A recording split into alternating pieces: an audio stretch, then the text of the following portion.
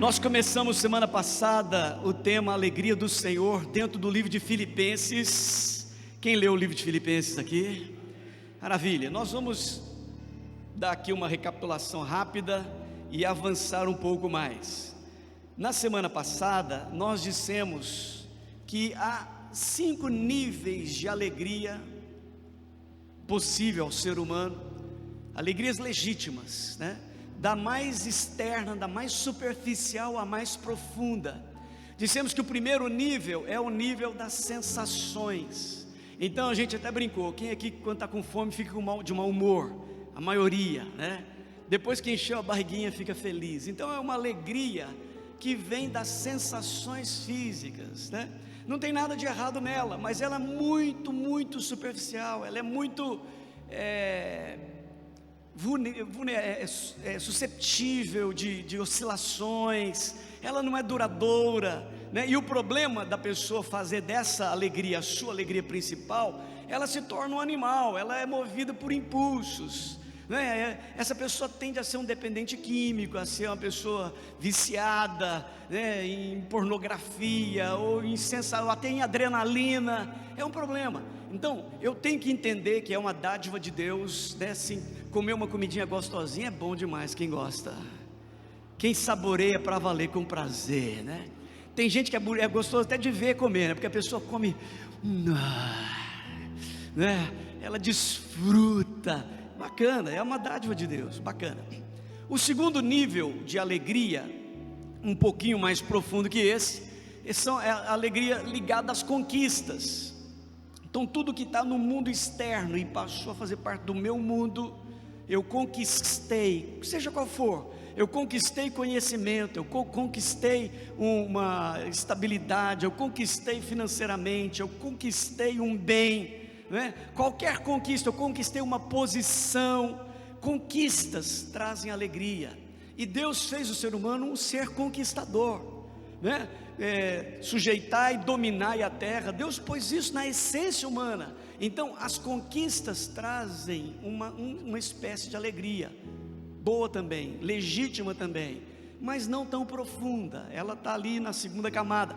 A terceira camada de alegria, ela está ligada aos vínculos, aos relacionamentos. Deus é um ser relacional, e Deus fez o homem um ser relacional, né? E Deus pôs em nós o prazer de nos conectar, de plugar a nossa vida, a vida de alguém. Então é muito bom ter alguém com quem nós compartilhamos a vida, as alegrias, as angústias. Quanto mais você tem alguém ligado a você, mais feliz você é. Meu irmão, desculpa os solteiros, mas os casados geralmente têm uma alegriazinha a mais. Tem uma dorzinha de cabeça a mais também, mas tem uma alegria a mais, né? Porque casado tem que dividir a vida, né? Um dia o outro oscila, você tem que saber lidar. É bom que o casamento promove maturidade, né? Mas eu não tenho dúvida que pessoas mais conectadas são pessoas mais alegres, mais felizes. O solitário normalmente é uma pessoa um pouquinho triste. Então existe um terceiro nível de alegria ligado aos relacionamentos. Quanto mais profundo o relacionamento, tanto mais supridor ele é. Quarto nível de alegria é a alegria da presença de Deus, do relacionamento com Deus. Então eu convivo com o Senhor, existe uma alegria infinita na presença de Deus. Salmo 16 diz que na sua presença há plenitude de alegria, e à sua direita delícias perpetuamente. Então há uma alegria da presença de Deus. Mas existe uma alegria maior do que essa? Pois você acredita que sim? É a alegria do propósito de Deus. Estar na presença de Deus é uma grande alegria. Estar no propósito de Deus é infinitamente maior. É infinitamente maior, porque eu estou cumprindo um sonho de Deus. Deus sonhou comigo. A minha existência é resultado de um projeto, de um plano. E quando eu entendo o meu lugar e eu vivo esse lugar, claro que eu sou mais completo, porque eu estou cumprindo a razão pela qual eu nasci. Então Deus tem um plano para você, Deus tem um propósito para você. Significa dizer que o ladrão da cruz teve a alegria do quarto nível. Ele encontrou Jesus, mas ele não pôde servir a Jesus. né? O apóstolo Paulo deu um passo além, entrou na alegria do ministério, do chamado, do propósito, da missão, de fazer parte de um plano de Deus. Amém, povo de Deus? Semana passada nós dissemos que estudaram o ser humano e descobriram que um adulto sorri 20 vezes por dia. Alguns mais, outros menos, mas em média 20 vezes você dá um sorrisozinho. Nem todo mundo que sorri está alegre, concorda comigo ou não? Mas todo mundo que é alegre sorri. O sorriso faz parte, né? E disseram também que a criança sorri 20 vezes mais que um adulto, 400 vezes por dia. Eu não sei as outras crianças, mas meus netos sorriem 400 vezes por dia, né? Mas como sorri, e ri, sorri, e dá gargalhada, e quando a gente está perto, a gente ri junto, ri das conversas, ri das reações, é uma delícia, né? A melhor coisa do mundo é ser avô, né? Jovem e avô, isso aqui é o céu na terra, né? Jovem avô, como eu e a minha esposa. Então é isso, nós estamos falando do livro de Filipenses, o livro da alegria, que ao contrário do que uma pessoa poderia deduzir, bom, se o livro de Filipenses é um livro de alegria, é sinal que está tudo dando certinho para o povo de Filipos. Errado, está dando tudo errado. A carta de maior alegria é uma carta de intensa tribulação. Aquele povo já nasceu num contexto de tribulação. Não sei se você chegou a ler nessa semana Atos 16, 15 e 16. O apóstolo Paulo está indo na segunda viagem missionária, e ele vai seguindo na Ásia Menor, passando ali perto de Éfeso, Esmirna, Tiatira. Aí ele sobe para Bitínia, ele quer ir para a Ásia, mais acima, mas a Bíblia fala por 2 vezes o Espírito do Senhor impediu que ele fosse. É curioso que ele quer pregar num lugar e Deus não está deixando. Aí você fica pensando, mas por que Deus não quer que ele pregue lá? E aí ele vai fazendo um esforço para tomar aquela direção. Deus vai impedindo. De repente ele chega em Troade, e o Espírito de Deus dá para ele uma visão. Ele vê um macedônio dizendo: passa a Macedônia e nos ajuda. E Filipos é uma cidade da Macedônia, atravessa ali uma parte do mar, numa ponta do mar Mediterrâneo. Ele já é agora saindo da Ásia, entrando no comecinho da Europa, né? A Macedônia está ligada à Grécia ali. Então Paulo atravessa e chega a Macedônia, primeira cidade, Filipos. E quando ele chega em Filipos, ali ele vai para um lugar de oração. Ele achou um campo mais isolado lá, fora da cidade, e uma mulher se converte, chama Lídia. Ela passa a fazer parte do grupo de oração. Silas faz parte do ministério com Paulo, e todo dia que eles vão orar, vem uma mulher endemoniada, com espírito de adivinhação, que os donos dela, era serva de uns exploradores, faziam lá um circo com adivinhações, contando a vida do povo, e eles ganhavam dinheiro com isso. E aquela mulher todo dia ficava gritando: esses homens são servos do Deus Altíssimo, e vos anunciam o caminho da salvação. 1 dia, 2 dias, 3 dias, chegou um dia, Paulo ficou irritado, falou: ô capeta, esse demônio pregando aqui está chato. E ele virou e expulsou o demônio dela. Sai, espírito de adivinhação, sai dessa mulher. Pronto, na hora que o demônio saiu, acabaram-se os dons, entre aspas, daquela mulher, e ela parou de adivinhar. O que você acha que os donos dela acharam disso, gente? Acabou a grana. E eles pegaram Paulo e eles criaram um tumulto e espancaram Paulo. Veio as autoridades de Filipos, açoitaram Paulo e Silas publicamente na praça e enfiaram os dois na prisão. Como Paulo e Silas estavam indo para orar, quem ora, meu irmão, ora em qualquer lugar. Quem diz amém? Você lembra de Daniel, né? Daniel está proibido de orar, ele ora assim mesmo, joga na cova dos leões. Passou a noite orando, meu irmão. Pior coisa do mundo é o diabo tentar fazer um crente parar de orar, porque quanto mais aperta a tribulação, mais ele ora, né? Daniel ora fora da cova dos leões, no meio dos leões, ele ora em qualquer lugar. Paulo, mesma coisa, ele ia orar, mas como interromperam o caminho e o jogaram na prisão com as costas ensanguentadas, ele está aprisionado do tronco com Silas. E a Bíblia diz que por volta da meia-noite, Paulo e Silas cantavam louvores e oravam. e houve um terremoto na prisão, que abalou os alicerces da prisão, todas as portas se abriram, e o carcereiro que estava ali meio dormindo, acordou assustado.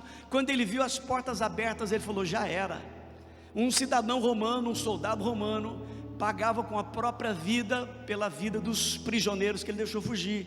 Então ele sabia que ele seria executado, e ele pega a espada e ele vai suicidar. Ele já foi automático. Quando ele ia suicidar, Paulo e Silas gritaram: não te faças mal algum, porque todos estamos aqui.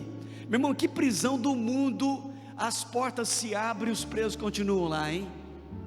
É que a unção era tanta, a glória era tanto, o power de Deus era tanto, né? Eles sentiam a unção, e eles preferem ficar dentro da prisão onde está a glória, do que sair onde não tem glória de Deus. A glória de Deus nos atrai, nos preenche, a glória de Deus faz bem para nós, e eles estão lá. E Paulo diz para ele: não te faças mal algum, estamos todos aqui. Aí ele entra trêmulo, a Bíblia fala, com uma luz, ele percebe que está todo mundo lá, ele não acredita, ele fica: o que é isso? Pergunta imediata que ele faz para o apóstolo Paulo: senhores, o que devo fazer para que eu seja salvo? Esse evangelho de vocês é poderoso, eu quero receber o que vocês têm, porque ensanguentados, açoitados, presos no tronco, vocês cantam louvores, vocês adoram, e Deus vem, e Deus abala a estrutura. Eu quero isso para a minha vida. Aí Paulo diz: crê no Senhor Jesus e serás salvo, tu e a tua casa. Aí o carcereiro fecha de novo a prisão toda, as celas todas, pega Paulo e Silas, tira as correntes, leva os dois para a casa dele. Eita glória! No meio da noite, era meia-noite quando veio o terremoto, ele vai para a casa dele, põe a mesa, pão de queijo, cafezinho quente, e lavou-lhe os vergões, está escrito na Bíblia. O carcereiro chegou com a mulher dele: mulher, traz aí algodão, vamos curar as feridas deles, e curaram. E Paulo batizou a família inteira aquela noite. Terminou de tomar o café, tudo beleza, voltaram para a prisão, entraram lá de novo e ficaram lá esperando o dia amanhecer. No dia seguinte, Paulo foi libertado tal. E a Bíblia termina esse relato dizendo que Paulo procurou a igreja, os irmãos que se converteram, e os consolou, dizendo que é assim mesmo, fica firme, que o reino de Deus é maior que as pequenas tribulações da sua vida. Quem pode dizer amém, gente? Amém? É assim que nasce a igreja de Filipos. Quem mora em Filipos é um filipense. Então a carta de Paulo aos Filipenses é uma carta de muita alegria. Por 17 vezes Paulo usa a palavra alegria, regozijo, celebrar, festa, nesse livro de 4 capítulos, pequenininho desse tamanho, mas Paulo fala em alegria toda hora, e não é uma alegria da camada mais superficial, porque Paulo está com as costas ensanguentadas, existem lutas, né? Foi assim que a igreja nasceu. Agora, enquanto Paulo está escrevendo, ele está preso em Roma, foi preso de novo. A igreja ouviu esse relato e está: meu Deus, Paulo foi preso de novo. Eles se converteram dentro desse contexto, e eles estão sabendo que Paulo foi preso de novo. Eu quero destacar durante essa série, eu vou falar agora pela manhã um item, à noite vou avançar para o segundo, e domingo que vem mais outros 2. São 4 motivos de alegria que estão dentro do livro de Filipenses. Tem mais outros, mas eu vou destacar 4 motivos. Primeiro motivo de alegria: alegria do propósito. Diga comigo: alegria do propósito. Segundo motivo da alegria, diga: alegria da colheita. Terceiro motivo de alegria: alegria da entrega. E diga: quarto motivo da alegria: alegria da provisão. Quem quer receber esses quatro unções de alegria, né? Vamos ler a palavra do Senhor em Filipenses capítulo 2, versículo Filipenses 2, capítulo 1, Filipenses capítulo 1, versículo 12.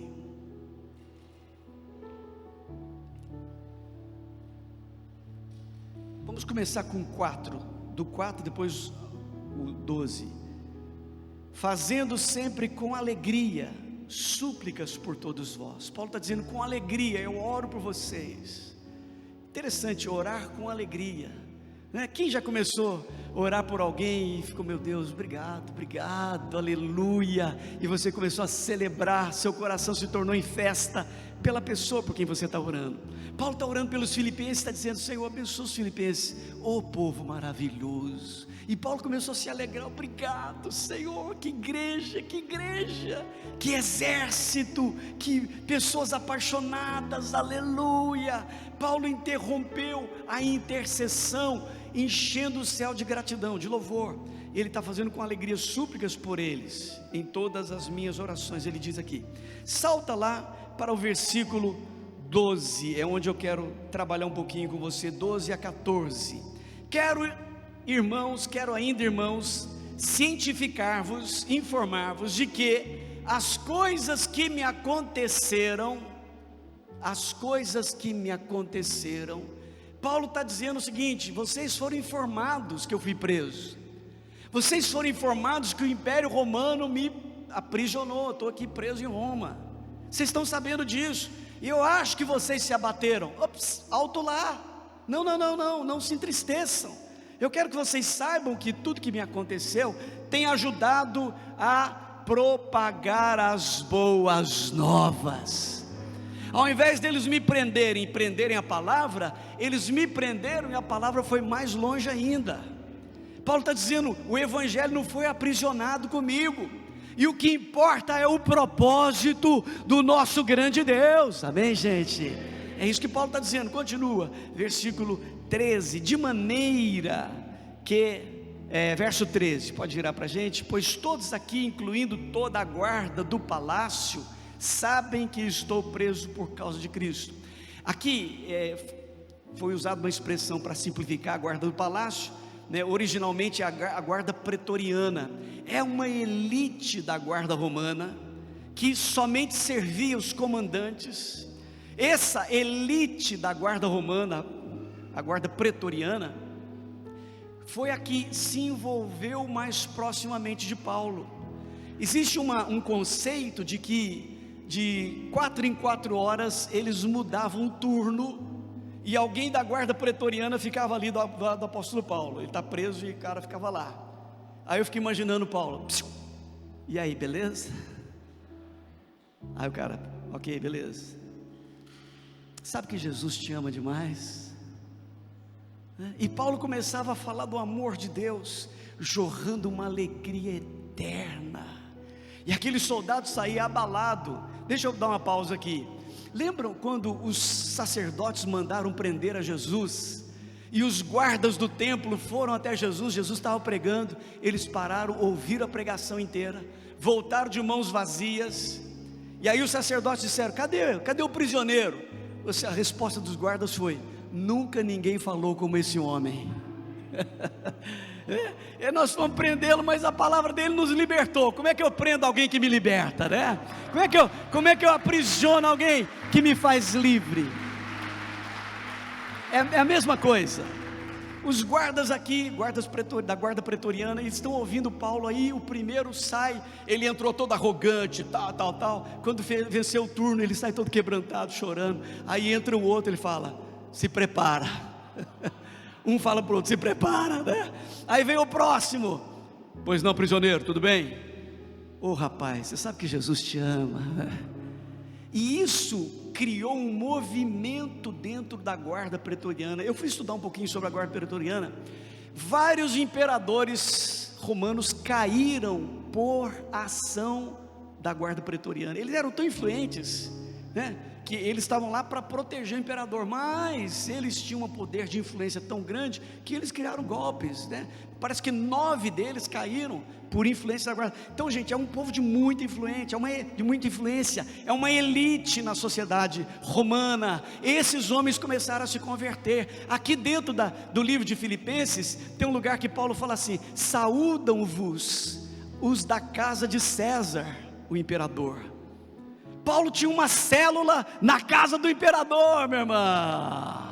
Por quê? Porque o evangelho foi entrando. O que Paulo está dizendo? Não tem alegria maior do que essa. É a alegria de ver a vontade de Deus se cumprindo, o projeto de Deus se realizando. Amém, gente? Como é que Jesus abre a oração do Pai Nosso? Pai Nosso que estás no céu, santificado seja o teu nome, venha o teu reino. Segundo, seja feita a tua vontade aqui, como é feita aí. Jesus começa a oração em cima do propósito. Só depois ele vai falar de pão, de perdão. Ele começa falando, o reino tem que vir e a vontade tem que vir.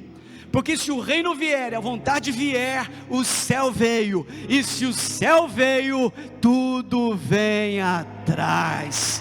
Não existe alegria maior do que essa. Então, queridos, hoje eu estou abrindo aqui pela manhã, falando sobre a alegria do propósito, que é achar um lugar. Meu Deus, eu entendi porque eu existo, eu entendi o teu plano para mim, e eu quero cumprir esse propósito, amém, gente?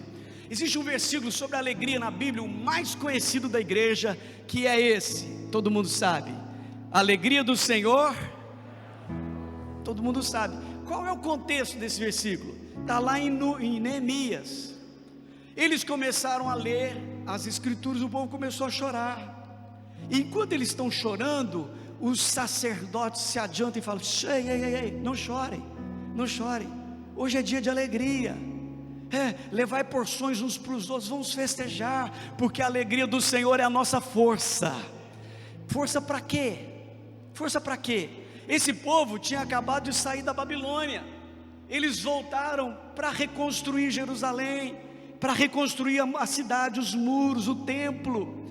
Tem ruínas, tem propósito, tem desafio, tem missão, e eles estão enfraquecidos porque estão tristes, mas ele diz: não, alegrai-vos, porque a alegria do Senhor é a nossa força.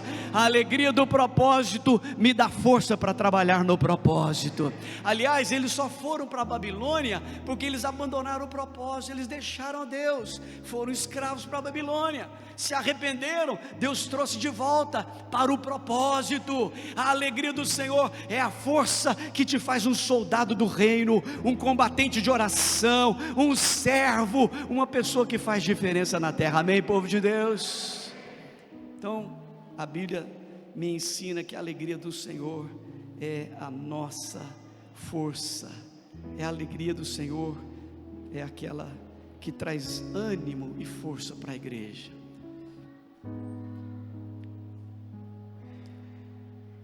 O livro de Filipenses começa a relatar pessoas que foram fiéis ao propósito.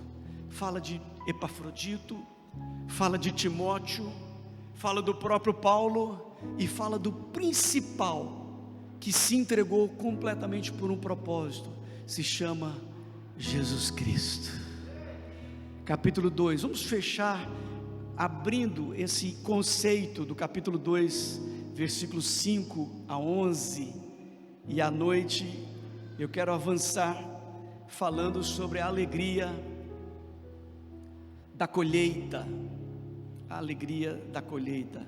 Filipenses capítulo 2, versículo 5 em diante. Tende em vós o mesmo sentimento que houve também em Cristo Jesus, pois Ele, subsistindo em forma de Deus, sendo Deus, tendo a natureza de Deus, não julgou como usurpação, não fez questão, não se apegou à condição manter-se como Deus, mas Ele se esvaziou. Fala comigo, se esvaziou, assumindo a forma de servo. Ele é Deus e virou servo.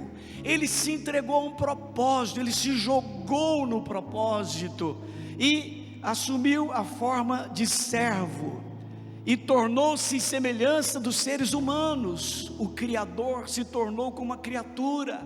Versículo seguinte: e assim, na forma de homem, humilhou-se a si mesmo, entregando-se à obediência até a morte, e morte de cruz. A morte, a sentença, né? a morte, a condenação mais cruel que o Império Romano podia impor sobre um ser humano. E essa foi a morte do Redentor, morte de cruz. Verso 9, consequência disso, por isso também Deus o exaltou sobremaneira, a mais elevada posição, e lhe deu o nome que está acima de todo outro nome.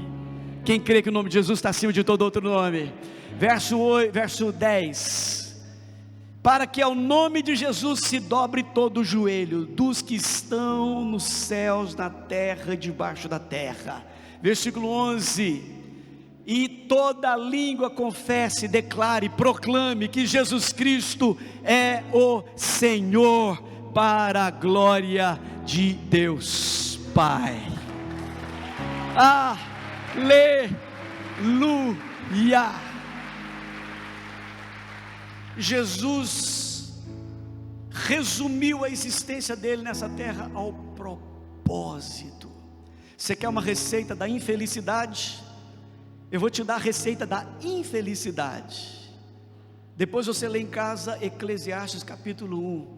Que depois que nada, vamos ler agora, vai. Vamos encerrar aqui lendo Eclesiastes capítulo 1.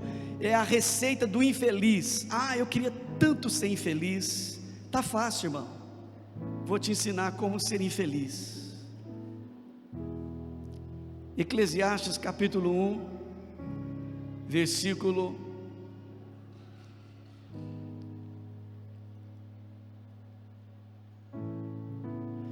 capítulo 2. Eclesiastes capítulo 2, versículos 3 em diante. Olha a receita da infelicidade. Quem está falando isso foi Salomão, que quebrou a cara, porque ele tomou um atalho qualquer na vida dele, e no final ele chega a essa conclusão: resolvi no meu coração dar-me ao vinho, regendo-me contudo pela sabedoria, e entregar-me à loucura, até ver o que melhor seria que fizessem os filhos dos homens debaixo do céu, durante os poucos dias da sua vida. Verso 4, empreendi grandes obras, concentrei-me no trabalho de edificar obras magníficas, construí palácios. Lê essa expressão para mim aqui. Para mim, fala, para mim. Construí palácios para mim mesmo, e plantei imensos vinhedos. Verso 5, projetei e mandei construir belos jardins. Aqui está faltando a expressãozinha que tem na minha, para mim.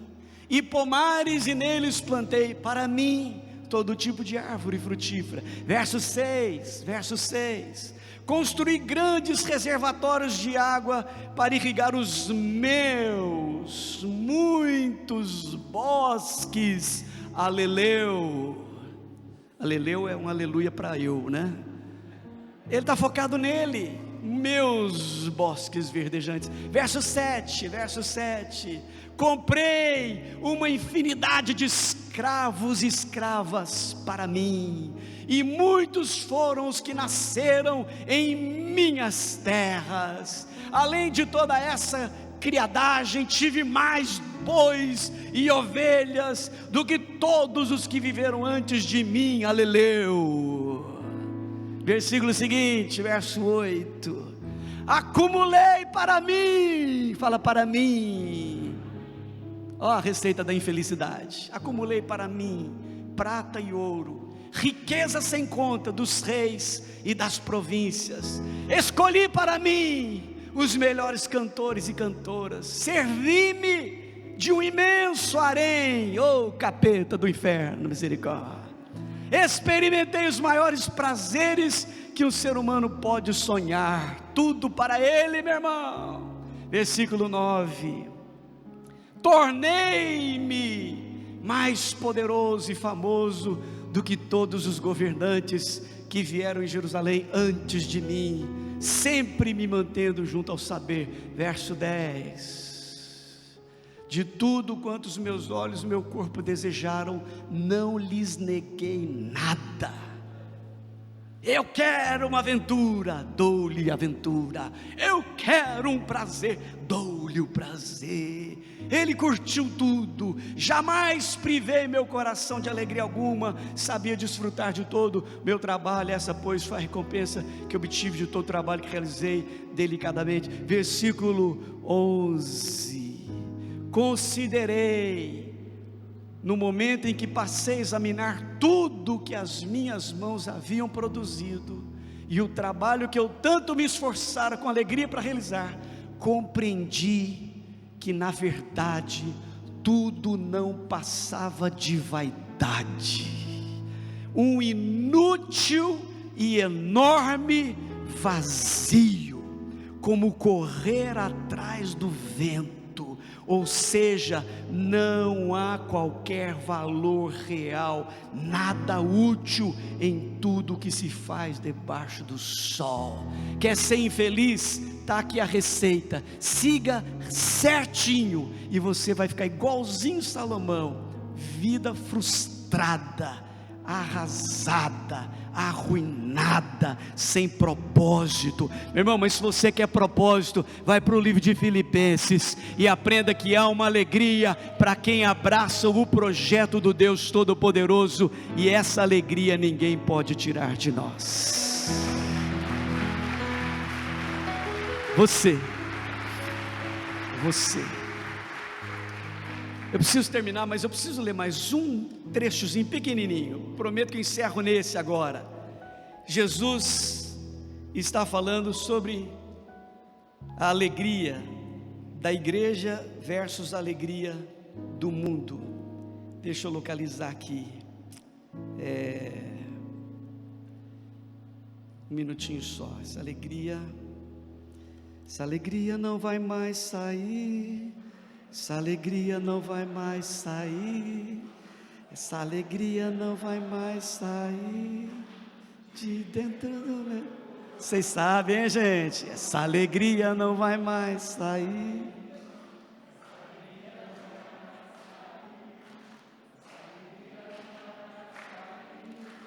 De dentro do meu coração, a alegria do Senhor. Tá bom. João 16, versículo 20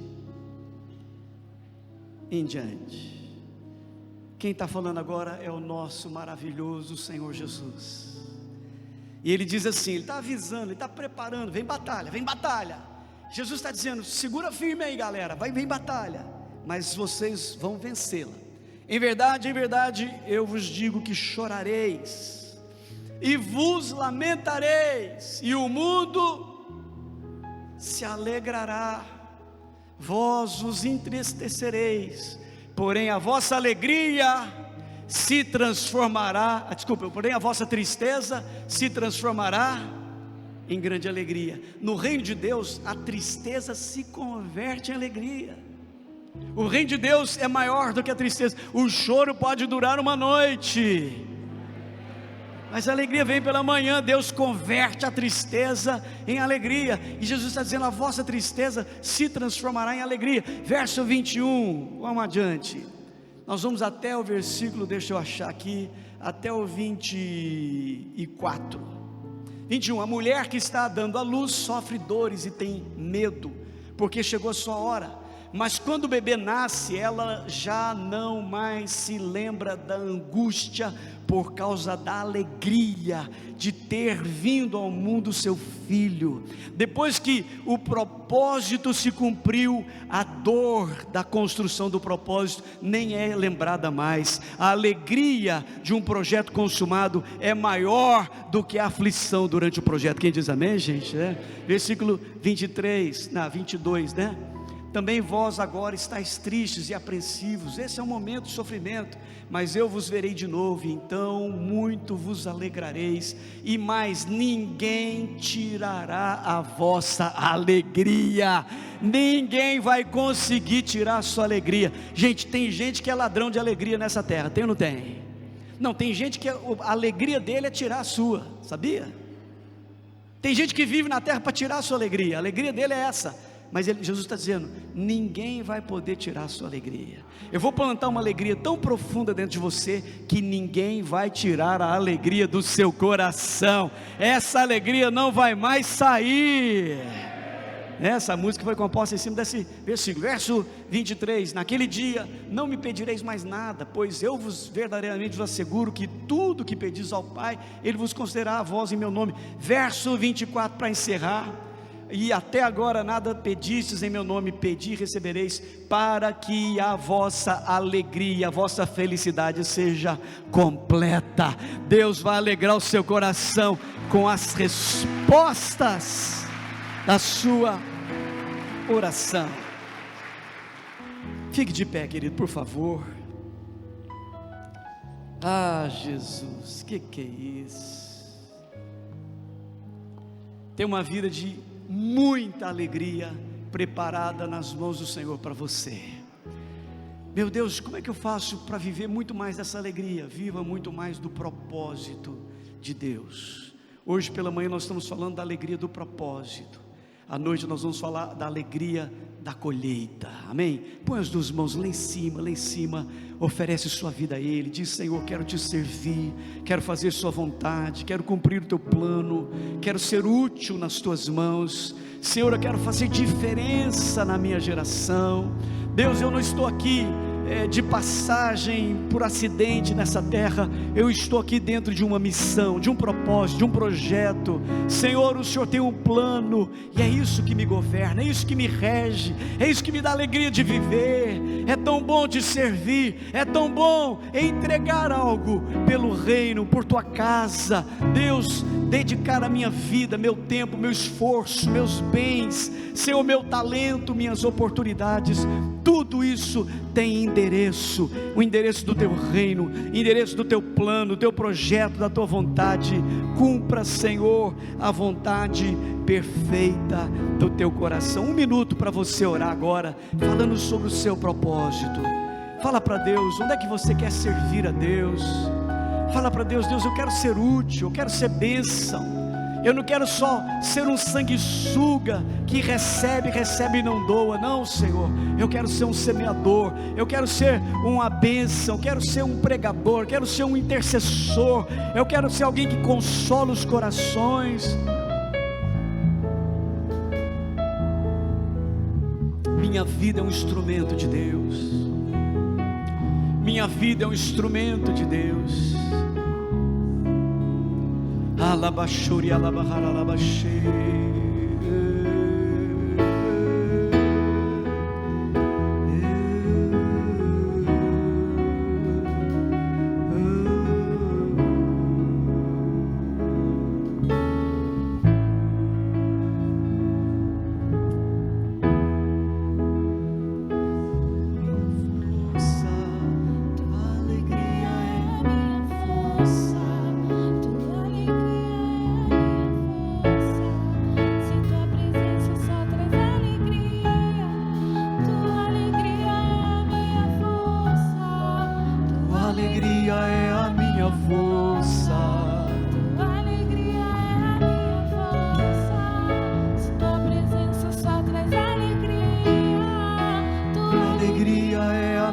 Força. Declara isso a Ele.